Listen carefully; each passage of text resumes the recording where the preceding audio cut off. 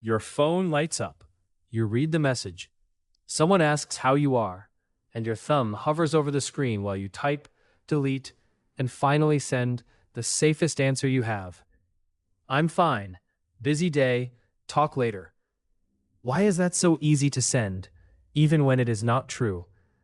You may tell yourself you stay quiet because you are strong, because you are private, because you have learned how to deal with things on your own. But the real reason is far stranger.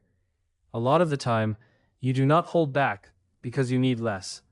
You hold back because asking can touch a deep fear. One fear is simple. You do not want to feel like a burden. That word matters. A burden means a weight, something heavy that another person has to carry. If part of you believes your pain will be too much for someone else, silence can feel kind. It can even feel mature. But is it really kindness, or is it fear dressed up as self-control? This fear often starts early. If you grew up in a home where needs were ignored, mocked, or treated like a problem, your brain may have learned a fast rule. Keep it in. Stay small. Do not make things harder. That is not drama. That is learning. Your mind is built to notice what keeps you safe and then repeat it later, even when your life has changed. Psychologists sometimes call this attachment. That just means the way you learn to connect with people, especially when you needed comfort. Researcher John Bowlby helped build this idea. If care felt steady, asking may feel more natural now. If care felt shaky, cold, or hard to trust, needing help may still set off alarm bells in you. Have you ever wanted support and also felt a strange urge to hide at the exact same time? There is also the pull of control. Asking for help can mean letting another person see a part of your life that is messy, unsure, or unfinished. That can feel risky. If you stay silent, you get to manage the story. You choose what is seen. You avoid the chance of being misunderstood, judged, or told what to do when what you really wanted was comfort. This links to something called vulnerability, a word that gets used a lot, but is very simple at its core. It means being open to being hurt. Not always in a huge way, sometimes just by hearing no. Sometimes by seeing a kind face and feeling tears come up before you are ready.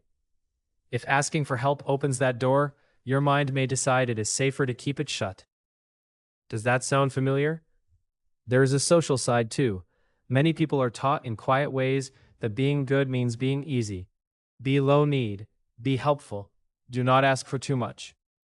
This lesson can come from family, school, work, gender rules, money stress, or culture.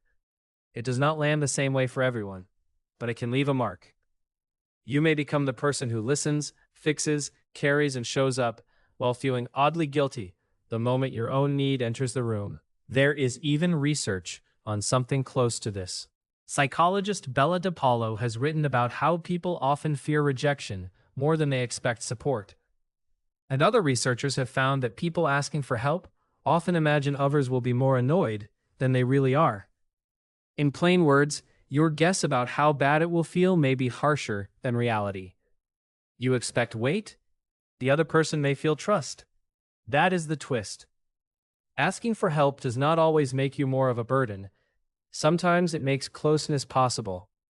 People often bond through being useful to each other.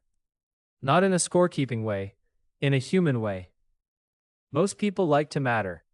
Most people like to know they can reach you, not just be reached by you. So why can accepting that feel harder than offering it? Because giving help can feel powerful, while needing help can feel exposed. Giving lets you stand tall.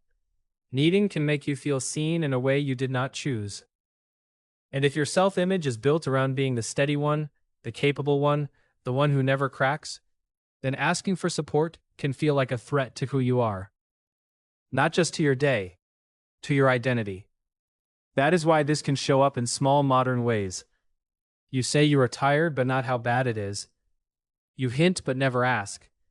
You joke, change the subject, stay useful, send the smile, keep the call short, tell yourself you will reach out later, then wonder why you feel alone. It is not that you don't need people. It may be that some old part of you still believes needing people is dangerous. The answer is not to force yourself to spill everything to everyone. That is not wise, and it is not what help means. Help can be small. One honest text, one clear ask, one simple line like, "Can you stay on the phone with me for a bit?" When you make the ask smaller, your fear often gets smaller too. Could the real skill be not total independence, but learning who is safe enough for one true sentence? So the next time your phone lights up and someone asks how you are, notice the pause before the safe answer. Notice the old rule. Notice the fear beneath the pride. Then remember this. Staying silent does not always mean you are strong. Sometimes it just means you learn to survive by carrying too much alone. Your phone lights up, you read the message. And maybe this time, instead of "I'm fine," you let one real thing be seen.